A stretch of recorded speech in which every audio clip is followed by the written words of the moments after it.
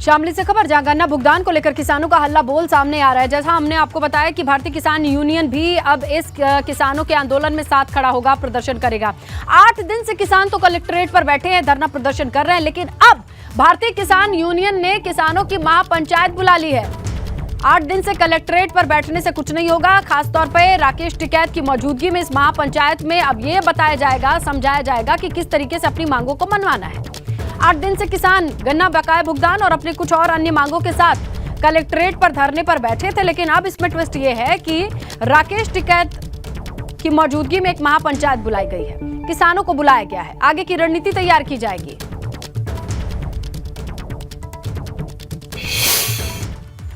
तो देखिए, किसानों का चक्का जाम पंचायत कैसा होगा और क्या क्या इसके पॉइंट्स हैं, आपको समझाएं। जहां शामली में किसानों की हुंकार देखने को मिलेगी।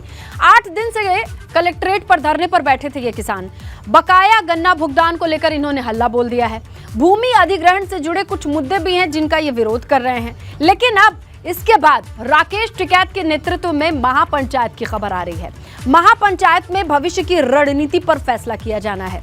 भारतीय किसान यूनियन के नेतृत्व में चक्का जाम भी हो सकता है। पानीपत खटीमा हाईवे जाम किया जा सकता है, क्योंकि किसानों ने अपने तरीके से कोशिश कर ली, अपनी मांगों को मनवाने के लिए कलेक्ट्रेट पर बैठे रहे। 8 दिन हो गया बैठे बैठे, लेकिन अब राकेश टिकैत के आह्वान पर यह बड़ी पंचायत बुलाई गई है। अब अपनी मांगों को मनवाने के लिए किसानों का प्लान बी दिखाई देगा, जिसमें राकेश टिकैत पूरे प्लान को तैयार करेंगे। इसीलिए बड़ी पंचायत बुलाई गई है। अब राकेश टिकैत खाका तैयार करेंगे कि किस तरीके से प्रशासन पर दबाव बनाना है, और कहीं ना कहीं हम जानते हैं कि राकेश टिकैत को इस बात का एक्सपर्ट भी माना जा रहा है। आगे बढ़ते हैं, बात करते हैं हमारे सहयोगी सनुज से कि अब राकेश टिकैत की क्या रणनीति दिखाई दे रही है। देखिए, लगातार किसान 8 दिन से बैठे रहे, लेकिन अब वो यहाँ पर एंट्री होगी राकेश टिकैत की। वो कौन से प्लान पे काम कर रहे हैं, क्या समझ में आ रहा है? देखिए, इस बात को हमें समझना होगा कि जो किसानों की परेशानियां हैं, किसानों की दिक्कतें हैं, भारतीय किसान यूनियन हमेशा किसानों की दिक्कतें और परेशानियों को उठाता रहता है। आज यहाँ पर मैं इस वक्त शामली में हूँ, और शामली में इसी जगह ये पानीपत खटीमा मार्ग है, और यहाँ पर आज भारतीय किसान यूनियन और किसानों का जो चक्का जाम है वो यहाँ पर होगा। बिल्कुल करीब 5 से 7 घंटे का ये चक्का जाम होगा। इसको लेकर जो किसान हैं उन्होंने तमाम तैयारियां यहाँ पर कर ली हैं। देखिए, किसानों की जो आवाजाही है वो यहाँ पर शुरू हो गई है, और जो देखिए सुरक्षा के बेहतर और पुख्ता इंतजाम है वो यहाँ पर किए गए हैं। आप ये देखिए, कलेक्ट्रेट परिसर के बाहर जो पुलिसकर्मी है उनकी ड्यूटी लगा दी गई है, और भी जो फोर्स है वो भी यहाँ पर बुला ली गई है। और सबसे बड़ी बात यह है कि देखिए, 3 चीनी मिल है यहाँ पर शामली में, और करीब 550 करोड़ रुपए से ज्यादा का बकाया है। 5 सितंबर से किसान यहाँ पर धरना दे रहे हैं कि दूसरा पेराई सत्र शुरू होने जा रहा है, आखिर उनका भुगतान अब तक क्यों नहीं किया गया है। दूसरा पेराई सत्र शुरू होने जा रहा है। सरकार ने कहा था कि 14 दिनों में बकाया करने का भुगतान हो जाएगा, लेकिन वो नहीं किया गया। ये देखिए, जो किसान है यहाँ पर जुटने शुरू हो गए हैं। जो भूमि अधिग्रहण किया गया, हाँ, इनसे बातचीत कर लेता हूँ, जो भूमि अधिग्रहण किया गया उसमें भी कहीं ना कुछ त्रुटि ये लोग बता रहे हैं। कपिल है यहाँ के भारतीय किसान यूनियन के जिला अध्यक्ष, इनसे हम बात कर लेते हैं। कपिल जी, ये बताइए मुझे, आज चक्का जाम है, कितनी लोगों को परेशानियां भी तो होंगी चक्का जाम की वजह से? नहीं, परेशान तो पूरा शामली जिला है। बकाया गन्ना भुगतान नहीं हो रहा, वो किसान का नहीं हो रहा तो व्यापारी की भी काम नहीं चल रहा। तो ये तो शासन प्रशासन को सोचना चाहिए। ये तो मजबूरी पे किसान जो है और मजदूर सड़क पे उतर रहा। नहीं, इससे पहले कोई ऐसी बड़ी बात नहीं थी।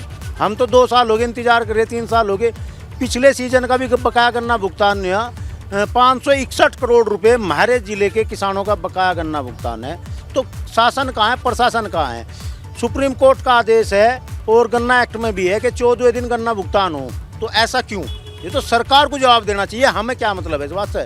हम तो सड़कों पर उतरेंगे जब लोकतंत्र में नियम कानून का पालन नहीं होगा। अच्छा, और क्या क्या मांगे ऐसी जिसको लेकर आप 5 सितंबर से बैठे हैं? नहीं, एक भूमि अधिग्रहण का मुद्दा है। यहाँ पर अब NH के हाईवे बहुत निकल रहे, इकोनॉमिक कॉरिडोर बन रहा दिल्ली देहरादून, तो उसमें फ्लैट मुआवजा दे रहे भाई। जो उसमें भूमि एक्ट में है, भूमि अधिग्रहण एक्ट में है, तो उसके हिसाब से मुआवजा दिया जाए ना, जो कानून में है। तो ये नहीं दे रहे। त्रिभुज का उसमें 1.5 गुना मिलता है, ये फ्लैट मुआवजा दे रहे बिल्कुल। तो कहीं ना कहीं प्रशासन की और शासन की मंशा खराब है, उसके विरोध में ये धरने प्रदर्शन जारी है। आज राकेश टिकैत जी ने महापंचायत भी है, तो क्या बड़ा निर्णय ले सकते हैं आज आप लोग? हाँ, आगे की रणनीति जो है ठीक है। यहाँ से बनाई जाएगी। सनोज, आप इन लोगों से बातचीत करते रहिए, पता चलता रहेगा आपको भी और आपके जरिए दर्शकों को टाइम टू टाइम हम ये इन्फॉर्मेशन देते रहेंगे कि आखिरकार किसानों की ये चक्का जाम की स्थिति, महापंचायत से आने वाले बिंदु किस तरीके से आने वाले वक्त में इस पूरे हाईवे के साथ पूरे क्षेत्र को प्रभावित करेंगे और इनकी सुध-बुध लेने वाला कौन है। शुक्रिया सनुज जानकारी के लिए।